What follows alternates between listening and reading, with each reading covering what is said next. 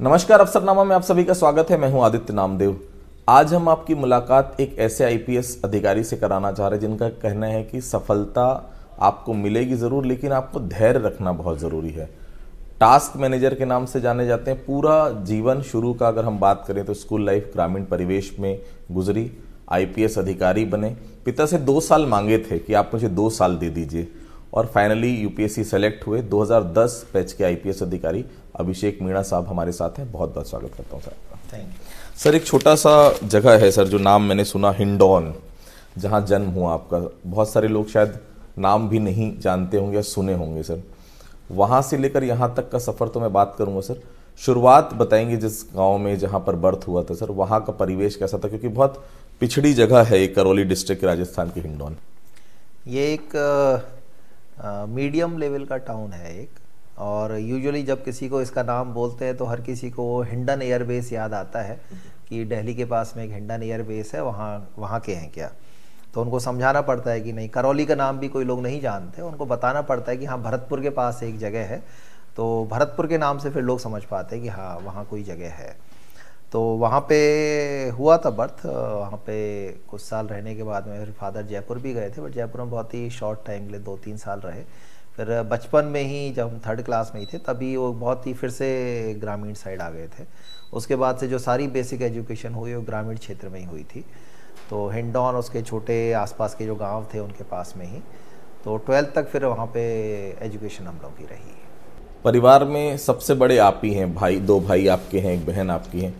जो बड़ा होता है घर में उसके ऊपर जिम्मेदारियां भी ज्यादा होती है और शायद परिवार की एक्सपेक्टेशन भी सबसे ज्यादा उसी से होती है सर।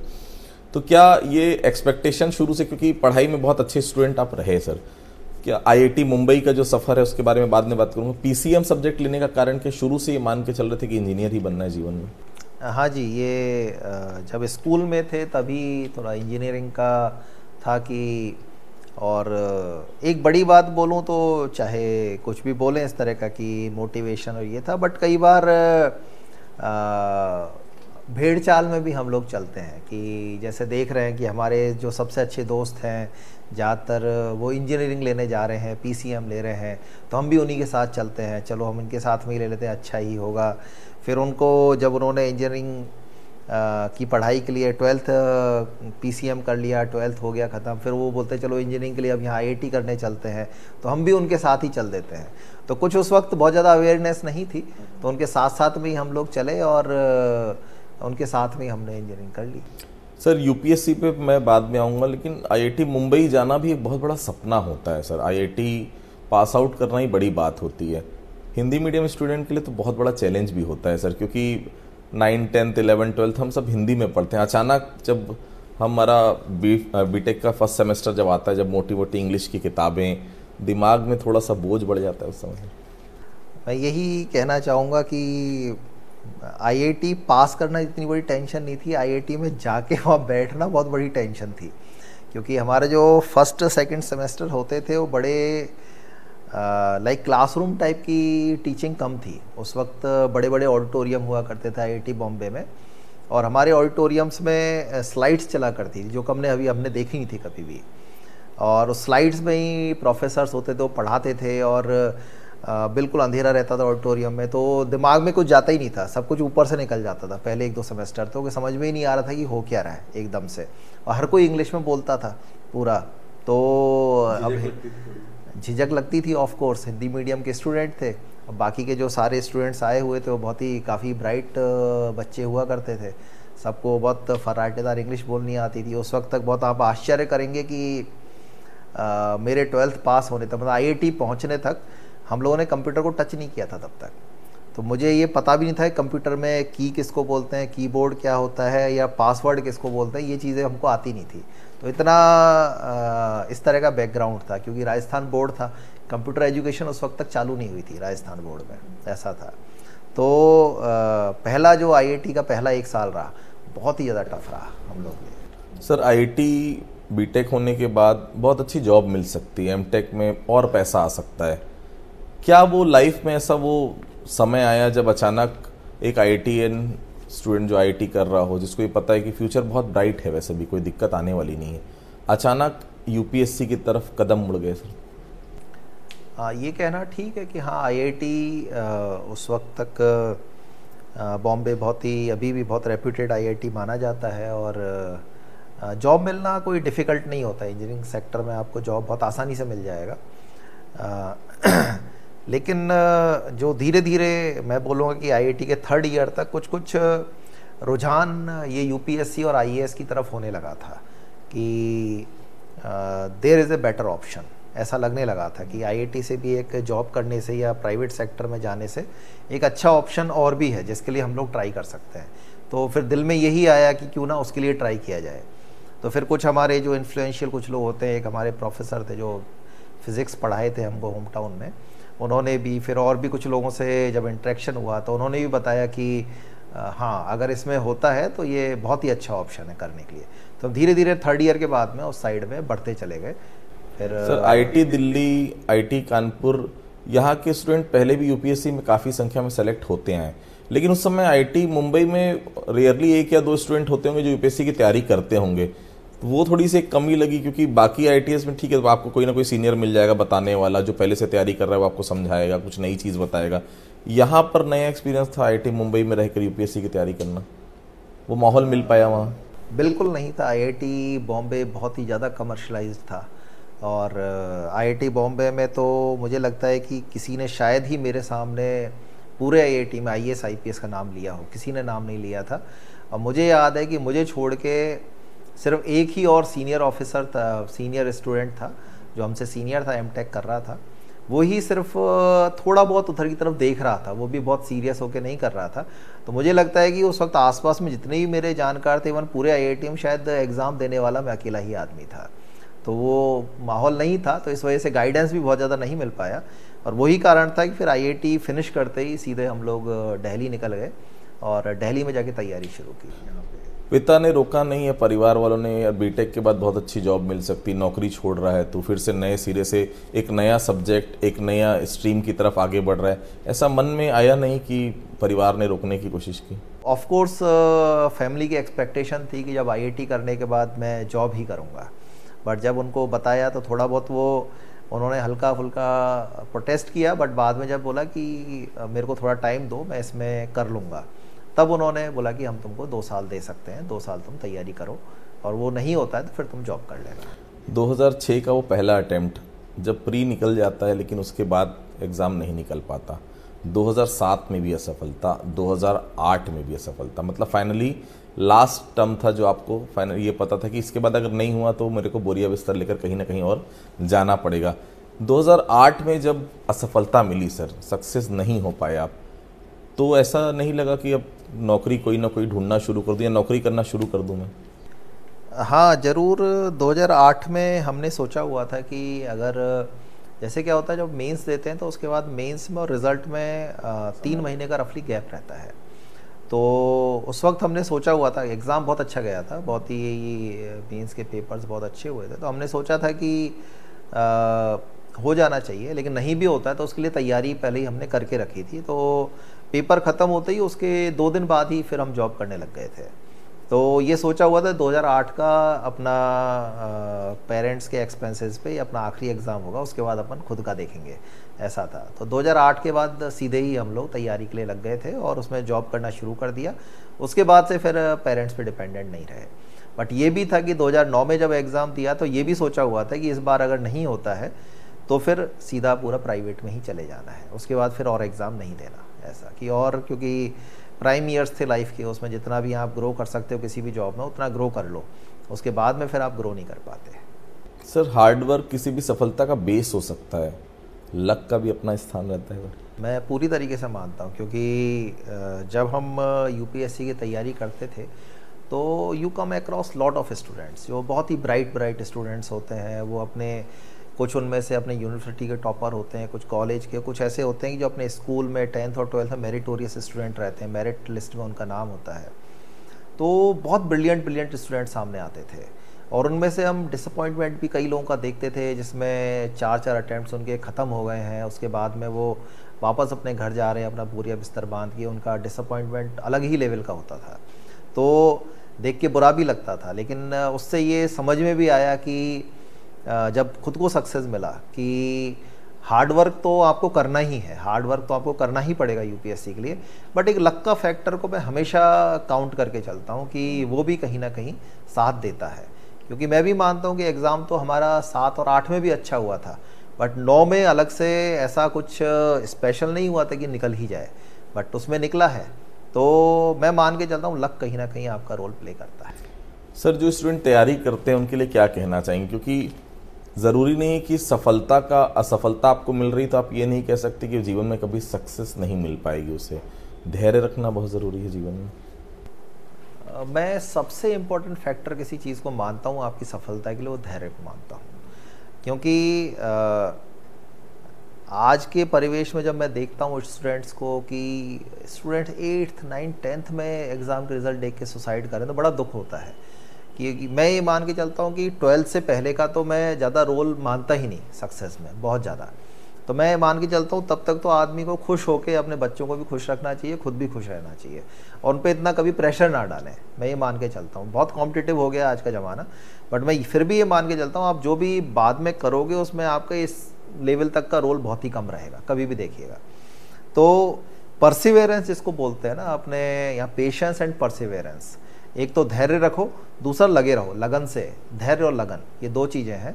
सर, बहुत कम ऐसे अधिकारी होते हैं जिनकी चॉइस में पहले या दूसरे नंबर पर छत्तीसगढ़ होता है, क्योंकि जो छत्तीसगढ़ कभी नहीं आया उसके मन में एक ही बात आती है कि यार छत्तीसगढ़ मतलब नक्सलवाद। आपकी सेकंड चॉइस में पहला होम कैडर और सेकंड चॉइस आपकी थी छत्तीसगढ़। इसका कोई खास कारण था सर? थोड़ा जैसे मैं बताऊंगा कि कुछ चैलेंजेस थोड़ा सा लेना अच्छा लगता था उस वक्त में, और थोड़ा सा एडवेंचरस भी थे। आप बेवकूफ़ भी बोल सकते हो कि बेवकूफ़ भी थे, बट उस वक्त हमने चॉइस कुछ ऐसे ही रखे कि जो ज़्यादा चैलेंजिंग कार्डर्स होते हैं, जैसे होम कार्डर के बाद में छत्तीसगढ़, 3rd पे झारखंड, फिर जम्मू कश्मीर, 5th पे एमपी और 6th पे उड़ीसा, 6 तक का मुझे याद है। तो इस तरह के कार्डर ही चूज़ किए थे कि जिसमें थोड़ा चैलेंज रहता हो। तो नक्सलिज़म से थोड़ा सा एक फैसिनेशन भी था मुझे कि पेपर में जब भी छत्तीसगढ़ के बारे में उस वक्त पढ़ते थे तो काफ़ी कुछ इंसिडेंट के बारे में आता था। द हिंदू न्यूज़पेपर उस वक्त सबसे ज़्यादा हम लोग पढ़ते, तो एडिटोरियल में कई बार इसके बारे में बताते क्या यहाँ पे चैलेंजेस हैं, क्या लाइफ है उस तरह की। तो वो देख के थोड़ा सा लगता था कि ऐसी जगह पे काम करेंगे तो खुद के काम करने का सेटिस्फेक्शन भी थोड़ा सा अच्छा होगा। तो मुझे ये कहते हुए काफ़ी प्राउड फील होता है कि मैंने जो सोच के छत्तीसगढ़ लिया था, मुझे वो पूरा यहाँ पे एक्सपोजर मिला उस चीज़ का। मुझे बस्तर में कुछ लोग शायद एग्री ना करें, बट आई फील लकी कि मुझे वहाँ पे इतना लंबा 5-5.5 साल में काम करने का मौका मिला, 3 डिस्ट्रिक्ट्स को लीड करने का मौका मिला। और मुझे अपना अब तक का सबसे सेटिस्फाइंग जो लगता है जॉब के दौरान, वो मुझे अपना वही टेन्योर लगता है। ट्रेनिंग पीरियड में सबसे पहला जिला रायपुर, राजधानी। कहते हैं सर कि जब ट्रेनिंग के लिए हम आते हैं उस समय पहला बॉस जो हमारा होता है उसका बहुत प्रभाव पड़ता है आपके पूरे कार्यकाल में। रायपुर की ट्रेनिंग के बारे में बताएंगे सर? रायपुर जब आए तो हमारे जो एसपी सर थे वो दीपांशु काबरा सर थे, तो he was a very hard task master. तो और टास्क भी दिया करते थे और वो काम भी करना। उस वक्त एक जो रायपुर में इनिशियल का पीरियड होता है वो इतना काफ़ी दौड़ाते थे। मतलब ऐसा होता था कि 7 में से लगभग 4 दिन गश्त का प्रभारी रात का मैं ही होता था तो उसको रगड़ते भी काफ़ी थे। तो उससे सीखने को हमको काफ़ी मिला उस चीज़ से, जो उन्होंने मेहनत कराई उस टाइम पे, और उन्होंने गाइडेंस भी बहुत अच्छा दिया, फ्रीडम भी उन्होंने काफ़ी दी, और सपोर्ट जो उनका रहता था एक बैक साइड से किसी भी चीज़ को लेके, चाहे आपने कुछ बंगल अब भी किया हो, कुछ और किया हो, किसी से पंगा हो गया हो कभी किसी से, तो उनका सपोर्ट बहुत ज़्यादा रहता था। फिर उन्होंने बहुत ही अच्छा थाना खरोरा, जहाँ पे सीखने के लिए बहुत कुछ था, मैं मानता हूँ बहुत ज़्यादा सीखने के लिए वहाँ पे, उन्होंने वो थाना दिया। तो उसमें उन्होंने टास्क भी दिए, तुमको ये काम करने हैं। तो वो काम हमने उनके जितने भी टास्क थे वो सारे किए। तो वो जो 6 महीने का पीरियड था वो बहुत ही ज़्यादा सीखने वाला पीरियड था मेरे लिए। तो मैं उनको आज भी मानता हूँ कि सबसे ज़्यादा उस वक्त जो पुलिसिंग के बारे में, अर्बन पुलिसिंग में सिखाया था वो काबरा सर ने सिखाया था। दूसरा बड़ा जिला बिलासपुर, वहाँ के उस समय एसपी हुआ करते डांगी साहब सर। हाँ जी, हाँ जी।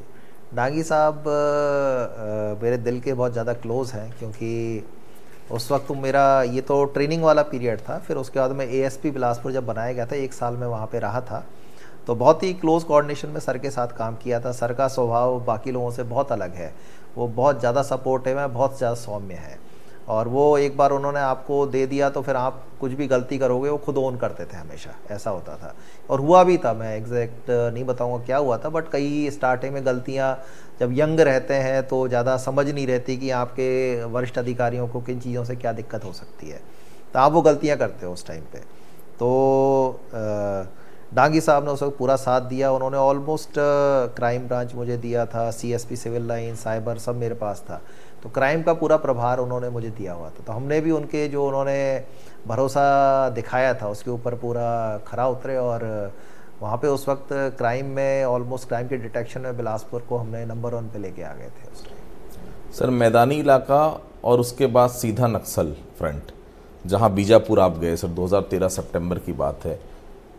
ऑपरेशंस में बहुत गलतियां होती हैं सर, शुरू में रेक्टिफाई कर पाना, शुरू में ध्यान दे पाना, क्योंकि नक्सल एरिया के बारे में सुनना, समझना और वहां पर being a police officer post होना, बहुत अलग अलग चीज़ें हैं सर। कैसा रहा ये बीजापुर का कार्यकाल सर? बीजापुर में उस वक्त इवेंटफुल रहा था, क्योंकि लोकसभा और विधानसभा इलेक्शन उसी टाइम पे हुए थे दोनों, तो काफ़ी सक्सेसफुली हुआ था। उस वक्त एसपी प्रशांत अग्रवाल सर थे। सीखा हमने काफ़ी कुछ। मैंने ऑपरेशंस में ये सीखा कि हमारे जो इवन सीजन्ड कमांडर हैं, जो 100-100, 200-200 ऑपरेशन लीड कर चुके हैं, वो भी गलतियां करते हैं, मुझे वो समझ में आया। तो उनसे मैंने ये सीखा कि हमको ये गलतियां ऑपरेशंस में कैसे नहीं करनी है। और सीखा सबसे ज़्यादा इसलिए क्योंकि जो एक ऑपरेशन था मेरा, उसमें मेरी ही जान दांव पे लगी हुई थी, ऐसा था। बाद में कभी डिटेल बताऊंगा उसमें क्या हुआ था, लेकिन मेरी ही जान पे आई थी उसमें। तो इसलिए मुझे उस वक्त एक एक चीज़ का, उसका एक एक क्षण मुझे याद है उस ऑपरेशन का। तो मैंने देखा कि हमने कितनी ज़्यादा गलतियां हम लोग करते हैं। तब उसके बाद से मैं समझा, और उसके बाद से मैंने एक और चीज़ तय की कि मेरे जितने भी ऑपरेशन होंगे आगे से, चाहे मैं जितने भी जिलों में रहा, उसमें कोई भी ऑपरेशन में किसी और के ऊपर नहीं छोड़ूंगा, उसमें ऑपरेशन मैं ही प्लान करूंगा। तो ये मैं बोल सकता हूँ कि मेरे ऑफली 600-700 ऑपरेशन जितने भी हुए बाकी 3 जिलों में, कोंडागांव, नारायणपुर और सुकमा में, वो सारे हमने खुद ने प्लान किए, ताकि मैं वो अपने जवानों को लेकर वो गलतियाँ ना करूँ जो हमारे बाकी के कमांडर्स करते हैं। तो उस चीज़ को मैं थोड़ा कॉन्शियस रहा। सर, 7वां जिला है राजनांदगांव आपका, लेकिन किसी भी अधिकारी को सबसे प्रिय जिला उसका सबसे पहला जिला होता है सर, जब वो पुलिस कप्तान बन के किसी भी जिले में जाता है। राणापाल ब्रिज के बारे में बहुत चर्चाएं थी सर, काफ़ी लंबा समय था, क्योंकि कोंडागांव के ऐसे बहुत सारे इलाके हैं जो कहीं ना कहीं जिला मुख्यालय से कट जाते थे, या 4-5 महीने बिल्कुल अलग थलग पड़ जाते थे। बहुत बड़ा चैलेंज था उस राणापाल ब्रिज को कंप्लीट कराना। बिल्कुल, कोंडागांव में उपलब्धियां नक्सल फ्रंट पे भी काफ़ी रही। काफ़ी बड़े बड़े नक्सल्स को हमने न्यूट्रलाइज़ किया। उस वक्त एक तरह से बोल सकते हैं कोंडागांव का उससे इतना ज़्यादा एनकाउंटर कोंडागांव ने देखे नहीं थे। शुरुआती टाइम था, नक्सल्स से हमको नेशनल हाईवे को भी सेफ रखना था, तो उस पर हमने काफ़ी काम किया। बट मैं सबसे बड़ी उपलब्धि जिसको मानता हूँ अपनी, कि वो राणापाल ब्रिज को चालू करवा के, और उसको, खैर मैं तब तक जा चुका था जब फिनिश हुआ तब, लेकिन उसको चालू करवाने में काफ़ी बड़ा रोल प्ले किया था। उसमें हम लोगों ने ही सारा लोगों को तैयार किया बनाने के लिए। उसमें पूरी उसकी रूपरेखा बनाई, पूरा ब्रिज की, कैसे कैसे इसको बनाना है, कैसे हमको सिक्योरिटी देनी है, वो सब हमने तैयार किया था। उस वक्त के जो कलेक्टर थे धनंजय देवांगन हमारे, उन्होंने बहुत साथ दिया इसमें हमारा। उन्होंने प्रशासन की तरफ से जो भी सहयोग हो सकता था वो हमको उपलब्ध कराया। तो वो मेरा, मुझे लगता है कि सबसे बड़ा कंट्रीब्यूशन था, अगर मैं कोंडागांव के बारे में कहूँ तो ये, क्योंकि एक लास्टिंग कंट्रीब्यूशन था। उससे हमारे जो 60-70 गांव जो रफली 5 महीने के लिए कट जाते थे और नक्सल्स फिर अपना उसमें पूरा वजूद रखते थे, वो सारे गांव हमसे कनेक्ट हो गए। तो उनके ऊपर हमारा असर भी बहुत ज़्यादा हुआ। तो अब उन गाँवों में ऑलमोस्ट जाएंगे तो अच्छी खासी सड़क बन गई है, सारे ग्रामीण पूरे कनेक्ट हो गए हैं, तो उनको कोई दिक्कत नहीं आती है। टास्क मास्टर कहलाते हैं आप अपने डिपार्टमेंट में। और बिलासपुर का टेन्योर हम देखें, सुकमा का आपने जिक्र किया, 2018 में शायद विधानसभा चुनाव सबसे शांतिपूर्ण 2018 और 2019 का उस समय निपटा था सर। विराट अपहरण कांड बिलासपुर में काफ़ी सुर्खियां बटोरा था। टेक्निकल रूप से बहुत साउंड कहलाते हैं आप अपने पूरे विभाग में। आईआईटी जाना और आईआईटी में पढ़ना इसका बड़ा कारण होता है सर? डायरेक्ट कोरिलेशन तो नहीं है। मैं ये नहीं बोलूँगा कि आईआईटी में ऐसा कुछ टेक्निकल हमने पढ़ा हो जो आज साइबर में काम आता हो, ऐसा नहीं है। लेकिन आईआईटी एक ऐसा है कि आपको थोड़ा एक डायरेक्शन देता है, आपको प्रॉब्लम सॉल्विंग का एटीट्यूड आपका थोड़ा अलग होता है, प्रॉब्लम को किस नज़रिए से देखना है इसका एटीट्यूड आपका अलग होता है, आपको रिज़ल्ट कितने शॉर्ट टाइम फ्रेम में देना है ये अलग होता है। क्योंकि आईआईटी में वो एक अच्छी बात बोलो बुरी बात बोल लो, जब एग्ज़ाम आते थे तो इंजीनियर्स इस चीज़ के लिए बड़ा फेमस है कि वो पूरे सेमेस्टर नहीं पढ़ते और एग्ज़ाम के एक दिन पहले किताब खोल के शुरू करते हैं, बट एक दिन में वो किताब को फिनिश कर लेते हैं। तो ये प्रॉब्लम सॉल्विंग एटीट्यूड थोड़ा इंजीनियर्स का थोड़ा सा अलग होता है, मैं ये मानता हूँ। तो वो थोड़ा प्रॉब्लम को अलग तरीके से देखते हैं, तो इसलिए मैं मानता हूँ कि वो हमको साइबर में हेल्प करता था ये एटीट्यूड, और समझने में आसानी होती थी, ये बात ज़रूर है। बाकी और डिसिप्लिन्स के कंपैरिजन में देखोगे जल्दी समझ जाएंगे, ये था बस। बाकी और कोई खास हेल्प उससे नहीं मिलता था। जॉब में और आपकी पूरे जीवन में लक का बहुत बड़ा हाथ रहा है, शादी में भी लक बहुत काम किया मैंने सुना सर। काफ़ी ज़्यादा, मतलब हाँ काम करता है लक को। लक के फैक्टर को आप डिस्काउंट नहीं कर सकते, कभी भी कुछ ना कुछ उसका रोल रहता है। तो शादी के टाइम पे भी हमारी अरेंज मैरिज हुई है, बट इस तरह का रहा सरकमस्टांसेस उस टाइम पे कि अगर कोई एक दूसरा, जैसे मेरे एक दोस्त की शादी थी, वो नहीं आती तो शायद हम लोग मिल भी नहीं पाते, ऐसा था। तो वो भी एक लक का ही फैक्टर है कि उसी वक्त कोइंसिडेंटली उसकी शादी उस वक्त आई और मैं उसकी शादी में पार्टिसिपेट करने के बहाने मैडम से भी मिला और उसके बाद फिर आगे। राजपाल साहब जो आपके ससुर हैं सर, डीजी जेल होकर रिटायर हुए हैं। मैडम भी एक आईपीएस की ही बेटी है, वहाँ उन्होंने आतंकवाद देखा है उस समय का, और यहाँ आपके साथ लगभग 5.5 साल नक्सल फ्रंट पर वो रही आपके साथ। आज भी बस्तर के वो भोले भाले लोग याद आते हैं सर? बिल्कुल, हमको अपना बस्तर का समय काफ़ी याद आता है। मतलब बाकी जगह भी हमने बहुत अच्छा टाइम स्पेंड किया है, सब जगह के लोग याद हैं बहुत। छत्तीसगढ़ का मैं एक बात बोलूँगा कि हम भी अपने जब पेरेंट्स से बात करते हैं, किसी से बात करते हैं, तो हमेशा बोलते हैं कि ये अलग स्टेट है, ये थोड़ा इनके लोग बड़े भोले भाले हैं और यहाँ का जो बेसिक फैब्रिक है लोगों की नेचर का वो बिल्कुल अलग है। वो बहुत ज़्यादा एम्बिशियस नहीं है, बट उनके अंदर का जो इंट्रिंसिक नेचर है बहुत ही ईमानदारी का है। तो बट उसमें भी मैं बोलूँगा कि छत्तीसगढ़ में जो बस्तर के साइड के लोग हैं उनको हम बहुत ज़्यादा पसंद करते हैं। वो बहुत भोले भाले हैं, उनके बात करने का तरीका अलग है, उनका डील करने का तरीका अलग है, वो अपने दिल से बोलते हैं जो भी बोलते हैं। तो उनके साथ काम करके, चाहे आप प्रोफेशनल फ्रंट पे बोल लो या पर्सनल फ्रंट पे बोल लो, तो उसमें काम करके हमको बहुत ही मज़ा आया। और मैडम भी उसको अभी भी अपने वो 5 साल बस्तर के अपने स्टाफ को, बाकी लोगों को, सबको बहुत याद करते हैं कि वो हमारा समय उनके साथ बहुत अच्छा रहा था। जिस ज़िले में आप रहते हैं वहाँ के लोग ये कहते हैं कि एसपी साहब घूमने के बहुत शौकीन हैं। ऐसे बहुत सारे ऐसे टूरिस्ट डेस्टिनेशन जो हम नहीं जानते और एसपी साहब ढूंढ कर बता देते हैं यार ये यहाँ पर, यहाँ चले जाना। शौक अभी भी घूमने का है? हाँ, मुझे काफ़ी ज़्यादा शौक़ है कि आसपास के एरियाज़ को मैं एक्सप्लोर करूँ और मैं बाकी लोगों को भी बताता हूँ उसके बारे में कि ये जगह अच्छी है, यहाँ पे ये चीज़ अच्छी है। सुकमा में भी, जब हम सुकमा में भी थे तब भी हम लोग इवन अलग अलग स्पॉट्स पे जाते रहते थे। कभी हम मलकानगिरी रोड पे निकल जाते थे, कभी हम तोंगपाल से अंदर चले जाते थे, और भी गादीरास रोड, कहीं पे भी हम, मैं और मैडम आपस गाड़ी में बैठ के ही निकल जाते थे कभी ड्राइव करते हुए। तो वो मेरा शौक़ हमेशा से ही रहा है और वो मेरा अभी भी है। अभी भी मैं राजनांदगांव में ढूंढता रहता हूँ किस कोने में क्या है, अच्छा क्या चीज़ देखने लायक जगह है, वहाँ पे हम जा सकें। और मैं प्रमोट भी करना चाहता हूँ कि ये स्टेट बहुत सुंदर स्टेट है, जो छत्तीसगढ़ है बहुत ही ब्यूटीफुल स्टेट है। और मुझे लगता है कि इसका जो टूरिज़्म का पोटेंशियल है बहुत ज़्यादा है और अभी अनटैप्ड है। तो अगर उस पोटेंशियल को टैप किया जाए तो ना केवल स्टेट के रिसोर्सेज में बढ़ोतरी होगी, बल्कि मुझे ये लगता है कि यहाँ के लोगों के लिए भी डेवलपमेंट के नए रास्ते खुलेंगे। तो ये स्टेट में पोटेंशियल बहुत है। एक आखिरी सवाल लेना चाहूँगा सर मैं। छत्तीसगढ़ ऑलमोस्ट आपको अगर 2010 कैडर के आपने लगभग 12 साल आपको छत्तीसगढ़ में हो गया सर, यहाँ की यूथ के लिए क्या कहना चाहेंगे जो यूपीएससी की तैयारी करना चाहते हैं, पीएससी की तैयारी करना चाहते हैं? किन बातों का ध्यान रखना चाहिए यूथ को? जो मैंने पहले जैसे आपको बताया कि यूथ को एक चीज़ हमेशा ध्यान में रखनी चाहिए कि सक्सेस कभी भी शॉर्ट टर्म गोल मत रखो उसको, कि आपने तैयारी की, आपको 1 साल के या 2 साल के अंदर आपको सक्सेस मिल जाएगी, मिल जाती है, बहुत अच्छी बात है। बट आप जो फेलियर मिलती है ना, उसको भी अप्रिशिएट करना शुरू करो, कि जब तक आप उस फेलियर को अप्रिशिएट नहीं करोगे, अगर आपको सक्सेस मिल भी जाएगी तो आप सक्सेस को अप्रिशिएट नहीं कर पाओगे, कि आपको कितने सेक्रीफाइस के बाद में आपको उस फेलियर में भी आपको 10 लेसन मिलेंगे, जो सक्सेस के बाद में आपको आगे जीवन में बढ़ने के लिए आपको साथ देंगे। तो मेरा कहना यूथ को यही है कि इतना बहुत जल्दी डिसअपॉइंटमेंट लेने की ज़रूरत नहीं है। आपको फेलियर मिलता है, आप फिर से खुद को कलेक्ट करो, फिर से तैयारी शुरू करो, फिर से राइज करो उसमें। तो आप लोग, छत्तीसगढ़ के लोगों में बहुत टैलेंट है, वो बहुत आगे बढ़ेंगे। बस ये है कि ये परसिवेरेंस, जो एक मैं लगन जो वर्ड होता है, उसमें ज़रूर अपना भरोसा रखो।